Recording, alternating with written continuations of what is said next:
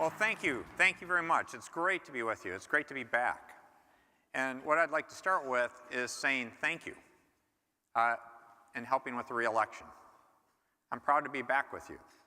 I've enjoyed doing this every year. This is on my regular schedule, and it appears now you may be stuck with me for a few more years. And so I do want to say thank you to each and every one of you. I also want to congratulate all the winners from the young farmers. That was exciting to see, because that only gets me more fired up to see these young people and their commitment to agriculture, their commitment to Michigan, and the future. So there's so many wonderful things. But I do want to reiterate, before I talk about the future, a couple things that Wayne mentioned. The first one is we set a high bar about the $100 billion mark. Agriculture and food production are one of the big three in Michigan. Autos manufacturing being one, tourism being two, and then your industry is one of the big three. And that was an aggressive goal.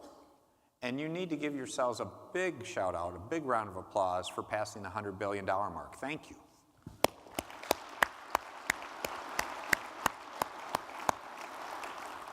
Now, Wayne will always pick on me, and I was picking on him already. Now that we've passed the $100 billion mark, we have to set a new mark. And so that's something I look forward to. I threw out $200 billion, but he didn't bite on that one.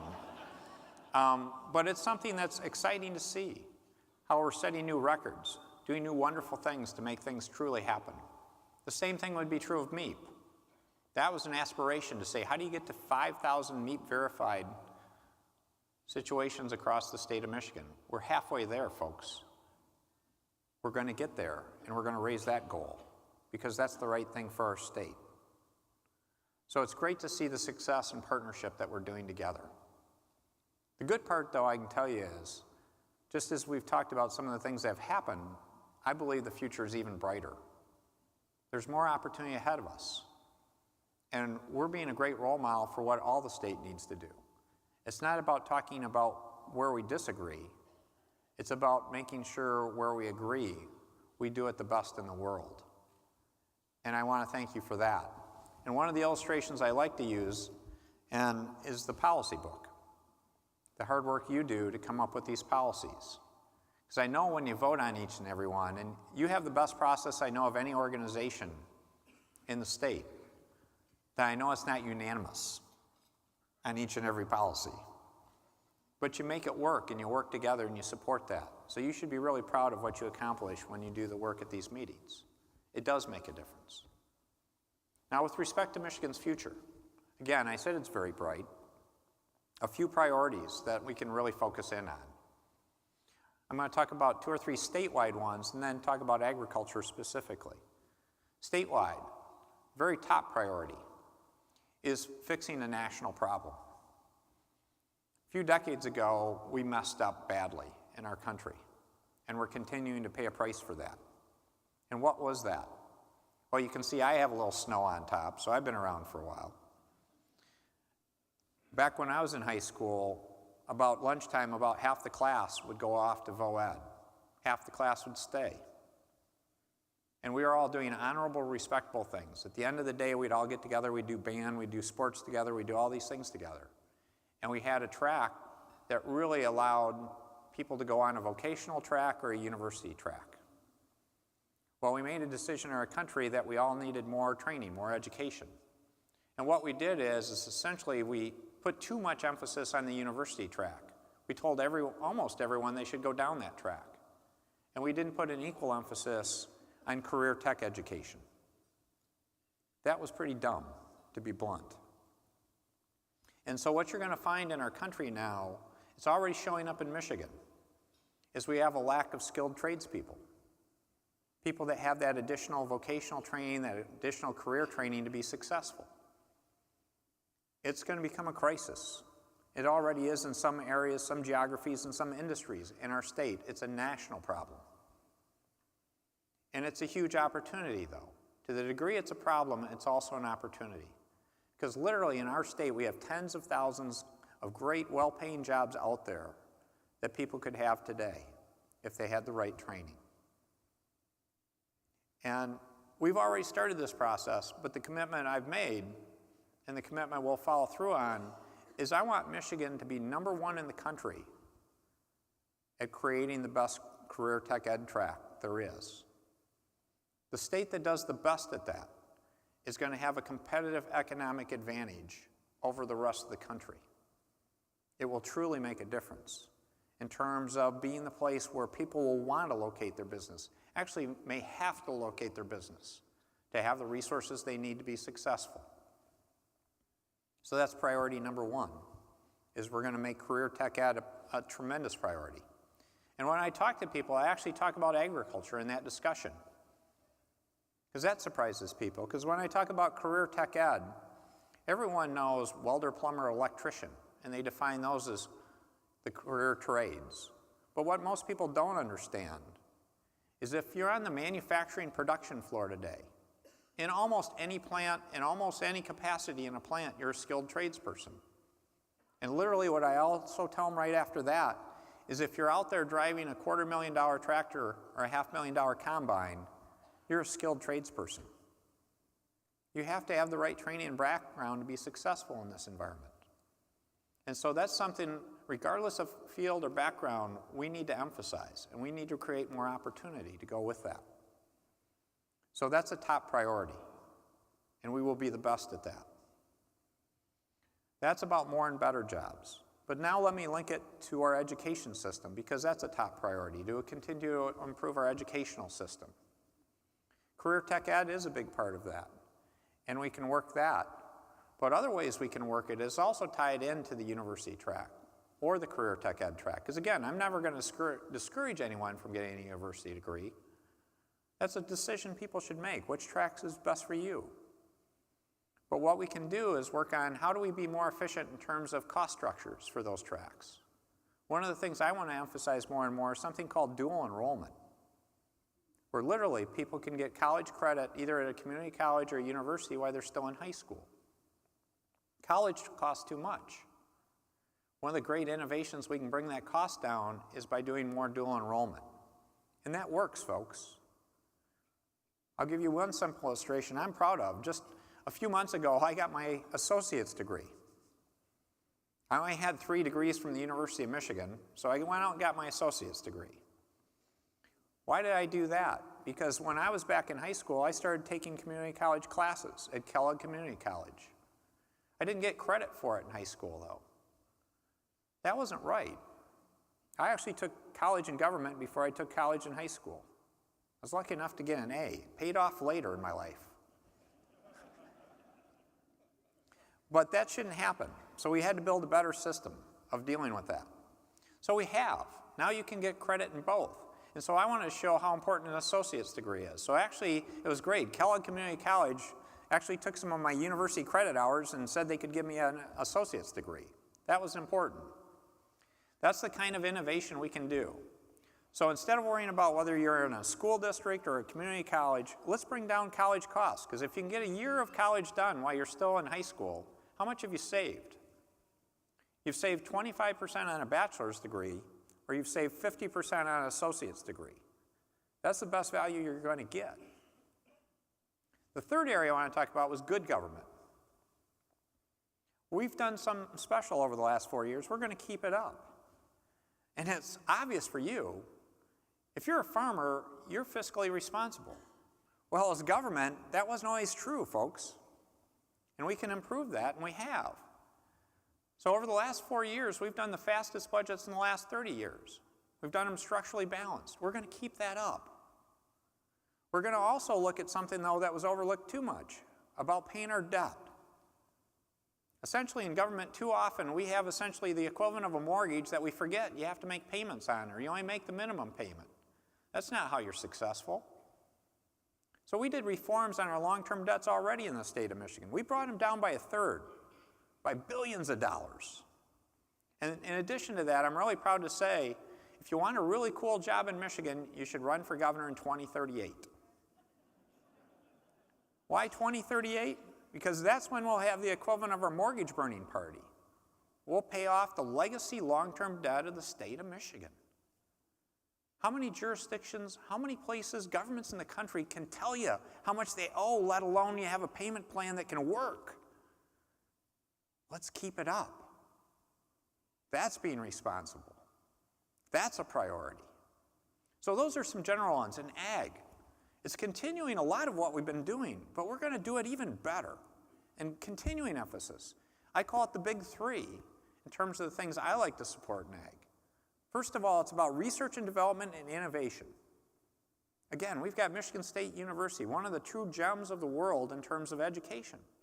We've got great opportunities for research.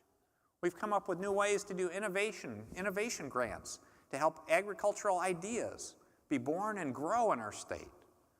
Let's keep doing things like that because it's about having those neat new ideas that are special and unique to Michigan that can give us, again, a competitive advantage. The next one is exporting. We should have a tremendous opportunity for the next several decades to grow more and more in our state and export it. It's just incumbent on us to, again, produce the product. You're awesome at that, but we also have to go out and market and sell that product and build those customer relationships. And that's where I want to help in terms of these trade missions and the other work we do by partnering together.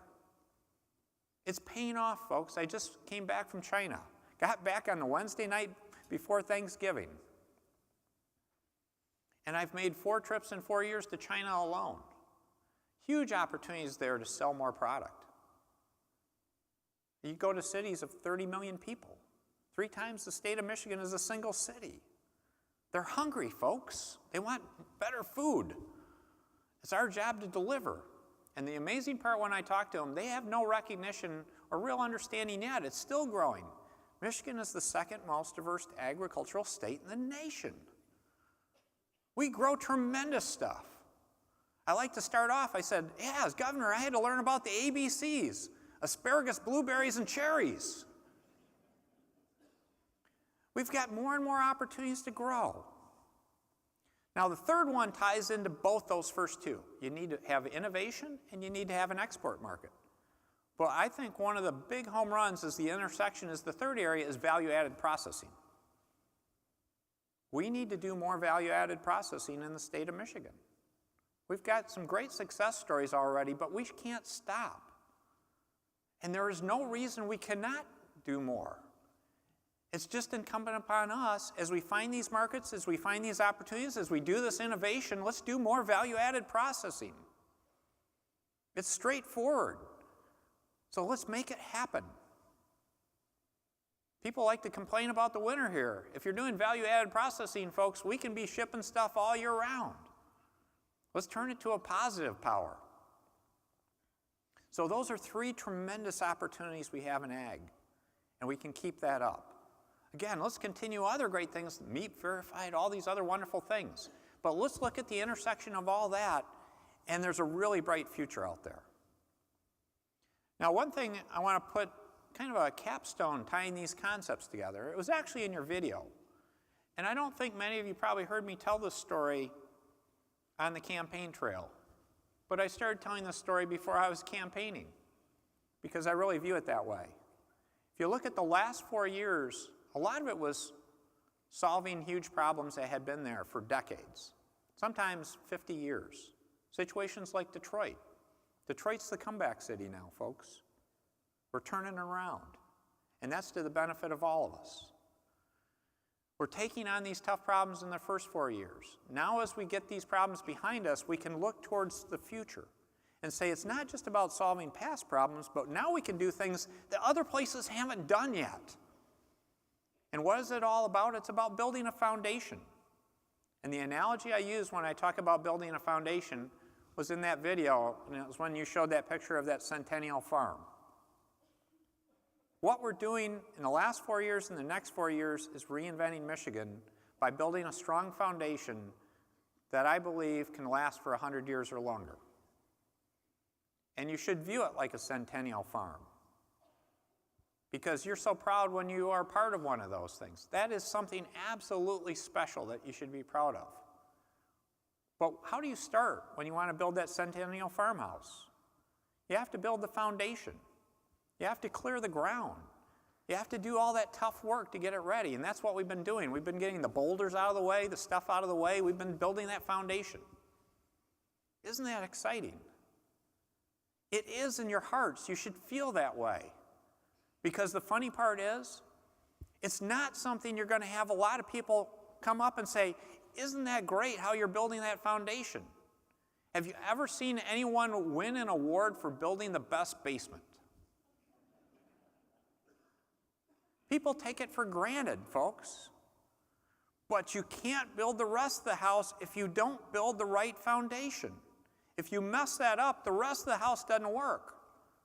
So what we're doing now is going to matter for generations, even though it may be 10 years or 15 or 20 years that someone most likely would get the award for building the best porch. And ultimately, someone will get an award for having the coolest gable on the roof. That's where people get all the recognition. You don't get it from the basement. But I want to thank you for your partnership in helping build that basement in terms of setting the foundation for the future. Our work is a good ways done, but not complete. But it's setting up a situation of continuing success, a culture that can win for generations to come. And no one knows how important that is more than a farmer.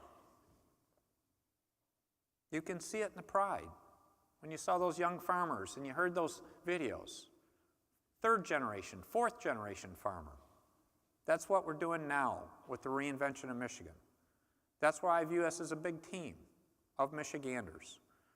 But you're helping lead the way because you understand what it means, in many cases easily and more fully than most people. So I'm counting on your continuing support. I'm counting on you being there with me to really lead the charge and seeing that foundation finished and starting to build the rest of that house, that centennial farm. So I appreciate that. Now what I'd like to do is just close by a couple recognitions to add to that. First of all, I want to thank all my partners in the legislature and the administration. So if we could have all my legislative partners and all my directors and administrative people stand up, I'd like to give them a round of applause. Stand on up.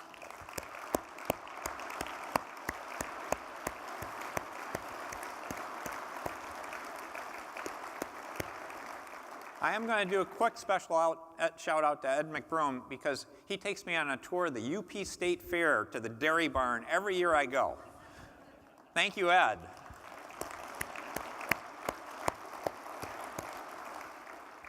I also want to recognize Congressman Camp. It's really great to have Nancy here to see the results and success and the wonderful things that have gone on, because Dave Camp has been a true statesman for the state of Michigan. And I ask that we give him another round of applause and Nancy for their great work.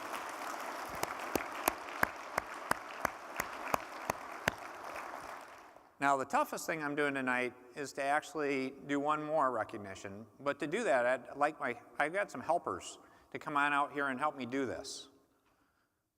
Talk about a scary group of guys. Wait until you see who comes out. So we have Dan, Keith, and Gordon to help out with this one. And you can see where this one's probably going, because these are outstanding partners, but we have a proclamation that I signed for one other individual here tonight. And this is a person that's made a huge difference in Michigan agriculture. Been doing it his whole life, been a leader for decades, leading things the last decade and a half or so. Got a wonderful wife, Diane. I want to acknowledge Diane, who actually, I know how life works. If I was doing something, Sue runs my life, so we should have you up here, Diane, but we're going to cover it this way. And who's been a great trusted guide of mine.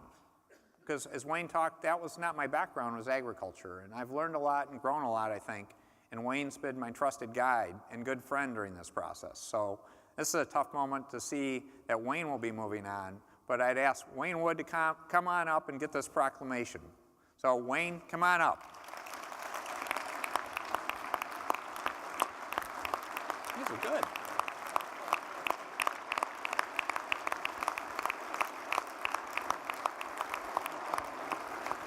Yeah.